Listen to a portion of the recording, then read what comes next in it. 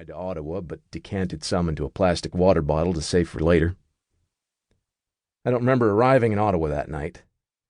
I don't remember hailing a taxi and stumbling into the apartment and somehow managing not to wake up my sleeping wife and stepdaughter. What I do remember is waking up the next morning sick to my stomach and walking out into the kitchen where my wife was preparing my stepdaughter's lunch for school. I gave her a kiss, and she could smell the mints I'd put in my mouth just moments before. She immediately had a panicked look on her face, thinking I'd been drinking. I lied, told her it was just mints. I walked into the living room where my stepdaughter was watching TV as she ate her breakfast.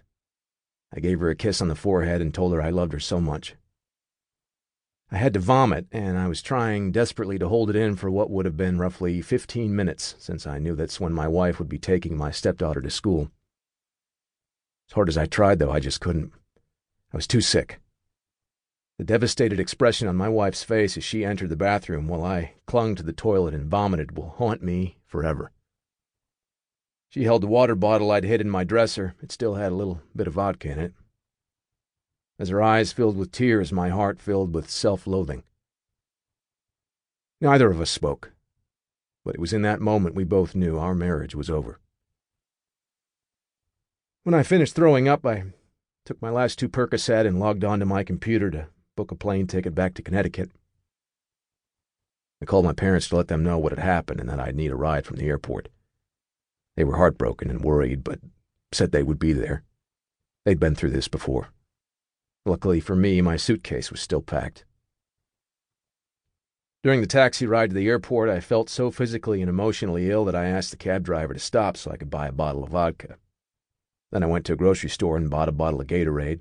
What is it with me and sports drinks? They contain electrolytes, which can help with hangovers, or maybe that's just some urban legend I bought into for all these years. I took my first swig of vodka in the grocery store bathroom and then poured the rest into the Gatorade bottle, leaving just enough so that the color stayed purple. A very diluted purple, but purple enough for my purposes. I got back into the taxi and we headed to the airport. I was extremely nauseated. My hope was that the swig of vodka I'd taken in the bathroom would help settle me, but it had the opposite effect. For the duration of that 30-minute ride, it was all I could do to not throw up in the back seat of the taxi. I made it to the airport terminal, found a bathroom, and puked there. Then I drank more vodka and sat in a waiting area to let things settle, but they wouldn't, so back to the bathroom I went for another round of vomiting. Followed that with another drink. I finished the bottle and this time didn't throw up. The nausea was starting to subside, but the emotional pain was still there, and it took everything I had not to burst into tears in the middle of Ottawa International Airport. Once I got through security, I found a restaurant near my gate, ordered a double shot of vodka, and ate a breakfast sandwich.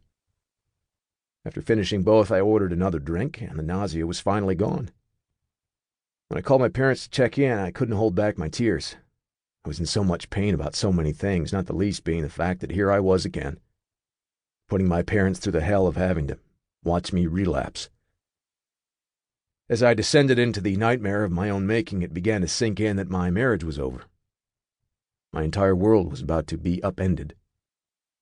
I'd built my life, my career around advocating for healing, spirituality, and recovery, and here I was returning to substances.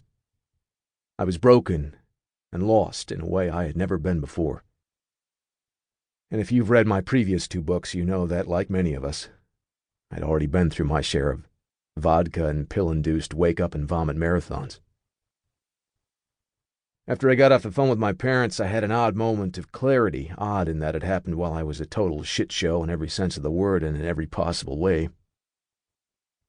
I knew that even though I'd taken Percocet and had a lot to drink, I was not going to travel all the way back down the road of extensive, full-blown relapse as I had so many times in the past. I'd come too far and worked too hard on myself and in my life to do that. Knowing in my heart I would not return to the chaotic, self-destructive, and all-consuming cycle that is addiction, I called my mentor in Refuge Recovery, a Buddhist approach to recovery from addiction, which I'll get into later, and let him know what had happened. I also told him that although I would drink a bit more throughout the day, I was not going to succumb after that. While he didn't want me to keep drinking, he understood where I was at with